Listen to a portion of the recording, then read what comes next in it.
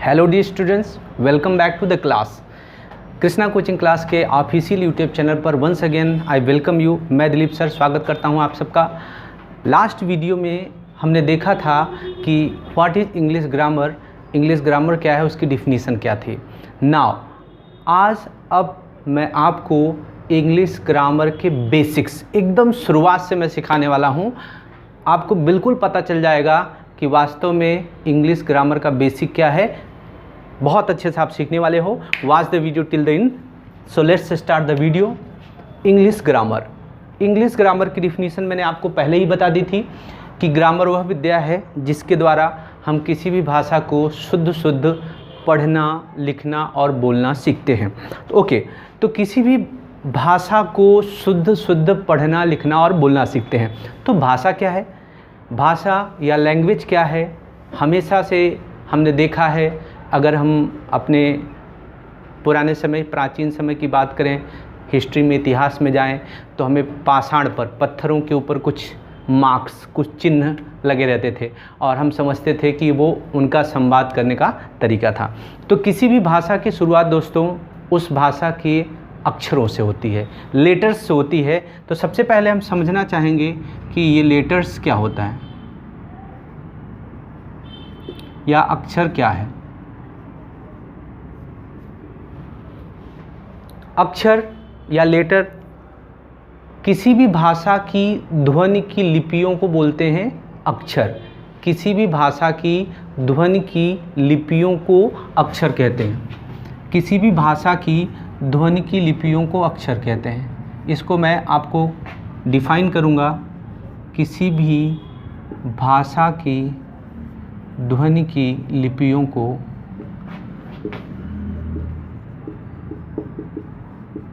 अक्षर या लेटर कहते हैं।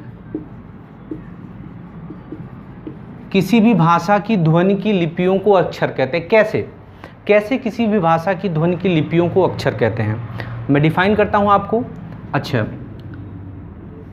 बचपन में आपने पढ़ा होगा, जब आपको बिल्कुल नहीं आता रहा होगा, बेसिक से किसी ने आपको ऐसे मार्क्स, ऐसे चिन्ह पर हाथ पकड़ के, उंगली पकड़ के लिखाना सिखाया होगा कि बेटा इस पे पेंसिल चढ़ाओ, पेन चढ़ाओ, ऐसा करना बताया था। जब हमको बिल्कुल भी भाषा का ज्ञान नहीं था, अक्षर का ज्ञान करवा रहे थे हमारे घर वाले, तो हमसे इस तरह का मार्क्स या चिन्ह बनवाते थे, इसके ऊपर बार बार चढ़ाते थे। शायद हमको पता भी नहीं था कि हम ये क्या कर रहे हैं, लेकिन धीरे धीरे प्रैक्टिस करते करते हम इन चिन्हों को समझने लगे, इन चिन्हों की साउंड को, वॉइस को, आवाज़ को समझने लगे। आपने कई बार कार्टून देखा होगा, कार्टून नेटवर्क पे छोटे बच्चे देखते हैं। शिनचैन शायद आपने देखा होगा। अगर आपने शिनचैन देखा होगा तो जैसे शिनचैन शुरू होता है तो कुछ इस तरह के चिन्ह बने रहते हैं और ये चिन्ह हमारे समझ में नहीं आते क्या लिखे, लेकिन जापानीज़ में कुछ न कुछ लिखा है। चूँकि हमको नहीं पता है, जापानीज़ हमको नहीं आती है क्या लिखा है, तो हमारे लिए केवल क्या है, एक मार्क है। लेकिन ये भी मार्क हैं, ये भी चिन्ह हैं, ये भी लिपियां हैं, ये भी लिखावट है। लेकिन इन लिपियों को रीड करने से, पढ़ने से एक साउंड आता है। जैसे इसको पढ़ना हो तो हम पढ़ेंगे ए, बी, सी, क, ख, ग, घ, डी, एफ, जी, यानी ये मार्क्स, ये चिन्ह से क्या आता है, साउंड आती है। तो अभी हमने पढ़ा किसी भी भाषा की शुरुआत उस भाषा के लेटर्स से, अक्षरों से होती है। तो अक्षर क्या होता है कि ऐसी लिपियाँ, ऐसी लिखावट जिससे क्या उत्पन्न हो, साउंड उत्पन्न हो, उसको हम दोस्तों क्या कहते हैं, अक्षर। क्या कहते हैं, अक्षर। तो किसी भी भाषा की शुरुआत किससे होती है, अक्षर से होती है। अक्षर के बाद जो अगली चीज़ है कि अक्षर के बाद हम शब्द का निर्माण करते हैं, वर्ड्स। क्योंकि सबसे पहले हम अक्षर सीखेंगे, अक्षर को पहचानेंगे और अक्षर को पहचानने के बाद फिर हम सीखते हैं वर्ड, शब्द। तो ये वर्ड या शब्द क्या है और कैसे बनता है, उसके बारे में हम लोग बात करते हैं। वर्ड, शब्द, आसान सी डिफिनीशन है वर्ड या शब्द की। तो दो अथवा दो से अधिक अक्षरों का एक ऐसा समूह, दो अथवा दो से अधिक अक्षरों का एक ऐसा समूह जिसका अपना कोई सार्थक अर्थ हो, यानी जिसकी कोई अपनी मीनिंग निकलती हो।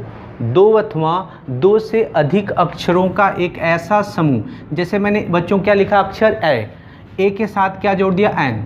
अब हमको पता है कि एन का मीनिंग क्या होता है, एक।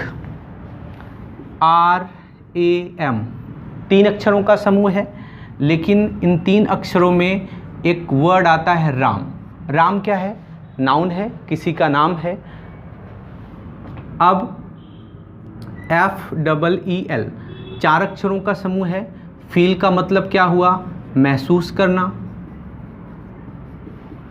RAT ये भी अक्षरों का समूह है, 2 से अधिक अक्षरों का समूह है, और इसका अपना एक मीनिंग है, रैट मीन्स माउस या चूहा। CAT कैट मीन्स क्या हुआ, बिल्ली, हम सबको पता है, बचपन से ही सीखा है हमने। DOG डॉग, डॉग का मतलब क्या होता है, कुत्ता। तो दोस्तों हमने क्या देखा कि 2 अथवा 2 से अधिक अक्षरों का एक ऐसा समूह जिसका अपना सार्थक अर्थ निकलता हो, मीनिंग आती हो। जैसे AN एन मीन्स एक, RM राम किसी का नाम है, फील महसूस करना, रेड चूहा, कैट बिल्ली। अगर आप इसको लिख दो TAR टार, लेकिन इसका कोई मीनिंग नहीं है। टार का मीनिंग क्या होता है, अगर कोई मीनिंग नहीं है, अगर हमने लिख दिया GDO, क्या लिख दिया, GDO, लेकिन इसका कोई मीनिंग नहीं है, तो ये शब्द नहीं है। वर्ड बनने के लिए बच्चों क्या जरूरी है कि अक्षरों का कोई एक ऐसा समूह, 2 अथवा 2 से अधिक अक्षरों का कोई भी ऐसा समूह जिसका अपना सार्थक अर्थ निकलता हो, उसको हम लोग क्या बोलते हैं, शब्द। इस तरह से बच्चों हमने 2 डिफिनीशन पढ़ी, लेटर क्या होता है, वर्ड क्या होता है। अब वर्ड से ही सेंटेंस का निर्माण होता है, बनता है वाक्य। तो हम बात करेंगे वाक्य क्या है, सेंटेंस क्या होता है, उसके बारे में हम लोग बात करेंगे। सेंटेंस या वाक्य आसान सी डिफिनीशन है। जैसे हमने देखा कि 2 अथवा 2 से अधिक अक्षरों के समूह को हम लोग क्या बोलते हैं, शब्द कहते हैं। वैसे ही 2 अथवा 2 से अधिक शब्दों का एक ऐसा समूह जिसका एक संपूर्ण अर्थ निकलता हो।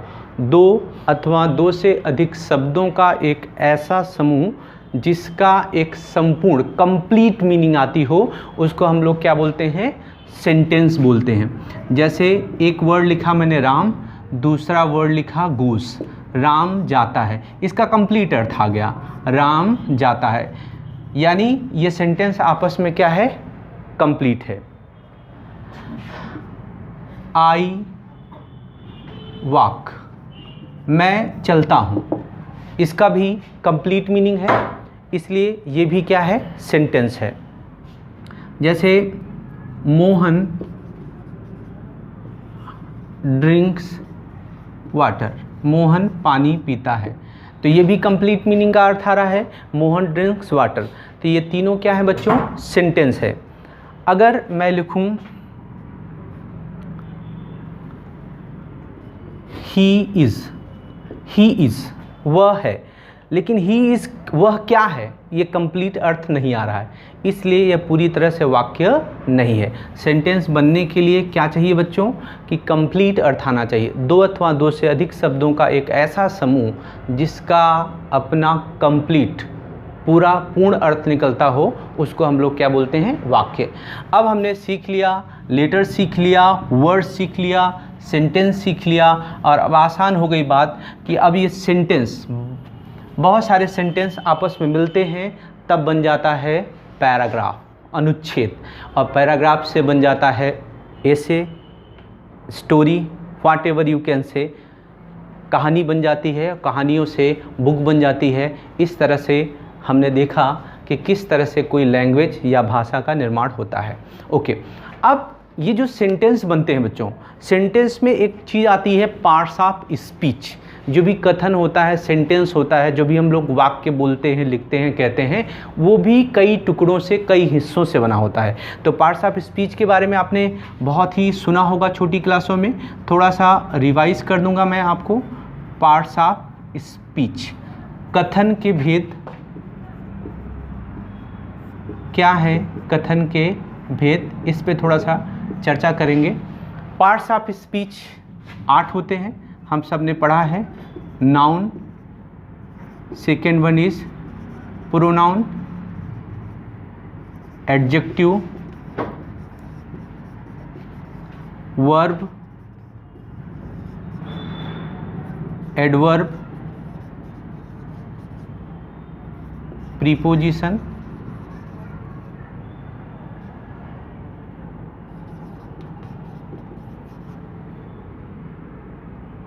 कंजक्शन,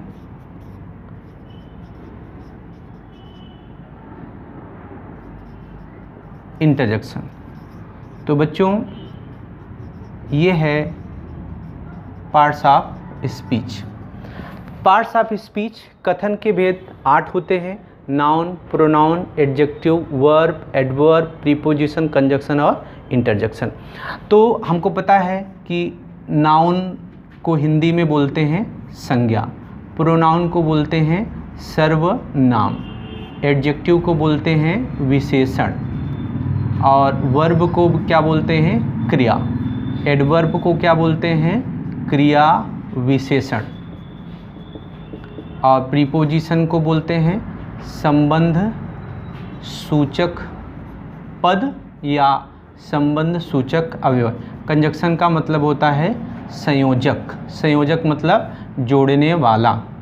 इंटरजेक्शन का मतलब होता है विस्मयादि बोधक, आश्चर्य बोधक भी कह सकते हैं या विस्मयादि बोधक पद भी कह सकते हैं, जो विस्मय या आश्चर्य को सूचित करता है। तो नाउ हम सब इन सब के बारे में एकदम ब्रीफली चर्चा कर देते हैं और आपको पता चल जाए क्या है। सबसे पहला है नाउन। अगर मैं पूछूं व्हाट इज़ नाउन, तो you have studied in earlier classes कि noun is the name of any person, place or things. किसी भी व्यक्ति, वस्तु, स्थान या भाव के नाम को हम लोग क्या बोलते हैं नाउन बोलते हैं। जैसे मैं दिलीप सर, तो मेरा नाम क्या है नाउन है, ये वस्तु है मार्कर है, और जिस सिटी में हम आप रह रहे हैं वो प्लेस का नाम है आगरा, सूरत, गुजरात। ये सब चीज़ें क्या होती हैं नाउन होती हैं। इसके अलावा मैं नाउन की एक बड़ी इजी परिभाषा आपको बताता हूँ, जिसको अगर आप माइंड में रख लेंगे तो नाउन पहचानना आपके लिए हमेशा आसान होगा। सी, फील, टच। क्या मतलब है इसका? सी मीन्स देखना, फील मतलब महसूस करना, टच मतलब स्पर्श करना, छू सकना। कोई भी वस्तु, व्यक्ति, व्हाटएवर जिसको हम देख सकते हैं, महसूस कर सकते हैं, छू सकते हैं, वो चीज़ क्या होती है नाउन। यानी कोई भी चीज़ को अगर हम देख सकते हैं, महसूस कर सकते हैं, छू सकते हैं तो नाउन है। 3 गुणों में से कोई 2 गुण हो कि हम देख सकते हैं और स्पर्श कर सकते हैं तो भी नाउन है, 3 के तीनों गुण हैं तो भी नाउन है। और अगर कोई अकेला गुण है, जैसे we can not see the air, हवा को हम नहीं देख सकते हैं लेकिन फिर भी हवा क्या है नाउन है। क्यों? क्योंकि हम उसको क्या कर सकते हैं महसूस कर सकते हैं। तो आसान सी डिफिनीशन है कि कोई भी वस्तु नाउन है, इसके लिए अगर उसमें 3 गुण हैं, यानी या तो हम देख सकते हो या तो महसूस कर सकते हैं। हाँ बच्चों, अब देखते हैं प्रोनाउन क्या है। What is pronoun?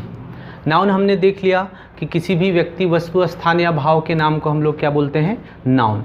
अब दूसरा है प्रोनाउन। सर्वनाम क्या है? तो pronoun is a word. Pronoun क्या है? एक शब्द है। Pronoun is a word which is used in place of noun. Pronoun वो वर्ड है, वो शब्द है जो नाउन के बदले इस्तेमाल होता है। संज्ञा के बदले प्रयुक्त होने वाले शब्दों को हम लोग सर्वनाम कहते हैं। जैसे हम सबका एक नाम है, वी ऑल हैव नेम्स, लेकिन कई बार हम अपना नाम न लेकर कुछ दूसरे शब्दों का इस्तेमाल करते हैं। मैं, तुम, यह, वह, वे, ये सारे word, he, she, it, I, we, you, they, he, she, it. ठीक है, जैसे किसी तुम्हारा दोस्त है, श्याम नाम हो उसका, आप ऐसा नहीं कहते कि श्याम तुम मेरे दोस्त हो, तुम क्या कहते यार तुम तो मेरे दोस्त हो। तो श्याम के बदले हमने वर्ड यूज़ किया यू आर माई फ्रेंड। तो यू वर्ड क्या है बच्चों? प्रोनाउन है।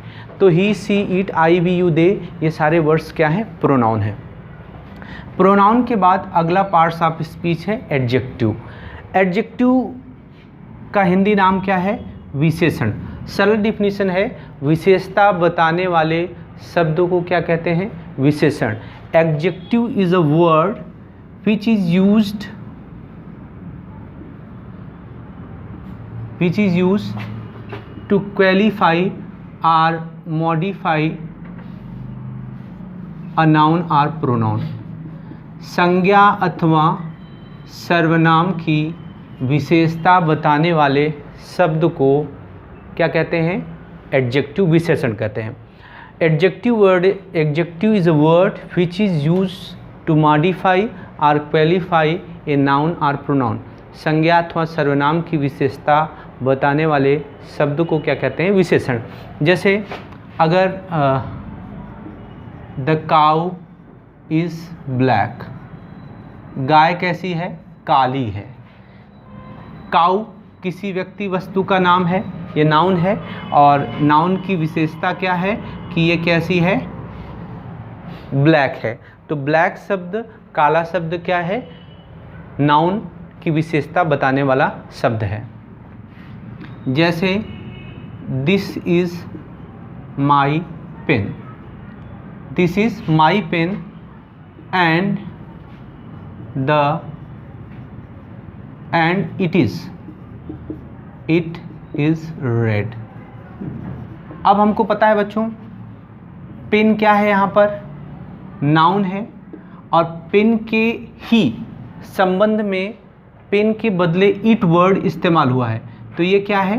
प्रोनाउन है। तो यहाँ पर अगर देखो तो नाउन के बदले जो वर्ड इस्तेमाल होता है वो प्रोनाउन है। इट इज़ रेड, यह पेन कैसी है? रेड है। तो ये क्या है बच्चों? एडजेक्टिव है। इस तरह से हमने देखा कि एडजेक्टिव वह वर्ड है जो नाउन और प्रोनाउन को क्वालिफाइज करता है, मॉडिफाइज करता है, नाउन अथवा प्रोनाउन की विशेषता बताता है। नेक्स्ट अगला है वर्ब। वर्ब मतलब क्रिया। Verb is a word which denotes an action or state. क्रिया वह शब्द है जो अवस्था अथवा स्थिति को बताता है। क्रिया वह शब्द है जिससे किसी काम का करना अथवा होना पाया जाता है। जैसे द बॉय शाउट, लड़का चिल्लाता है। द बॉय रन्स, लड़का दौड़ता है। ठीक है ना। आई स्पीक, मैं क्या करता हूँ? बोलता हूँ। तो ये शब्दों से क्या हो रहा है? जो वर्ड है शाउट चिल्लाना, रन दौड़ना, स्पीक क्या है? बोलना। ये शब्दों से किसी कार्य का करना अथवा होना पाया जा रहा है, इसलिए बच्चों ये सारे वर्ड क्या हैं? वर्ब है। वर्ब के बाद अगला आता है एडवर्ब। एडवर्ब मतलब क्रिया विशेषण। एकदम आसान डिफिनीशन है।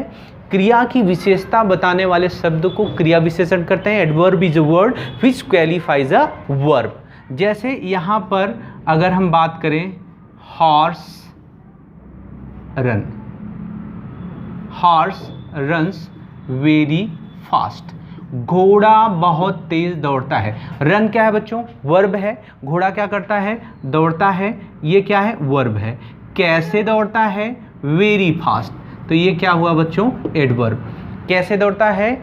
Very fast. आई स्पीक, मैं बोलता हूँ। How I speak? Very slow, मैं बहुत धीमा बोलता हूँ। तो वेरी स्लो वर्ड क्या है बच्चों? Speak is a verb and very slow is adverb. I speak, मैं बोलता हूँ। How I speak? I speak very slow, I speak very fast. तो ये जो वर्ड है very slow, slow, very fast, ये सब बच्चों क्या है? एडवर्ब है।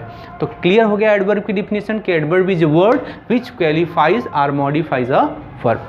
Next preposition. इसका नाम ही है संबंध सूचक शब्द या संबंध सूचक अव्यय, यानी जो संबंध बताए, रिलेशन बताए ऐसे शब्द को हम लोग क्या बोलते हैं? प्रीपोजिशन। कैसे? Preposition is a word which comes before a noun or pronoun and shows its relation to another noun or pronoun। इसको हम एग्जाम्पल से सीख पाएंगे कि प्रीपोजिशन एक शब्द है। जैसे एक उदाहरण से हम देखते हैं एग्जाम्पल से, the book is on the table, किताब मेज पर है।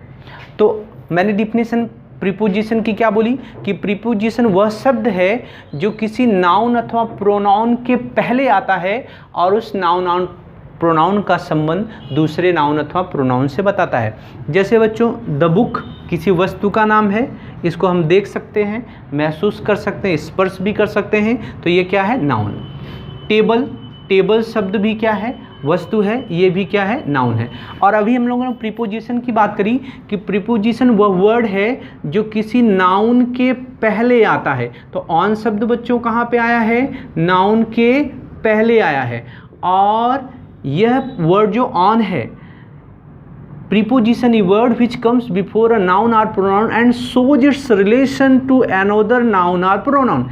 यानी बुक का टेबल से संबंध है। The book is on the table, किताब मेज पर है। तो पर शब्द से किताब और मेज के बीच में रिलेशन पता चल रहा है। अगर ये ऑन वर्ड हम यहाँ से निकाल दें, the book is the table, किताब मेज है, अर्थ का अनर्थ हो जाएगा, सेंटेंस क्लियर नहीं होगा। देखो, I am in the room, मैं कहाँ हूँ? कमरे में हूँ। I am in the room. I क्या है बच्चों? आपको पता है आई क्या है? प्रोनाउन है। ये यहाँ पर रूम क्या है?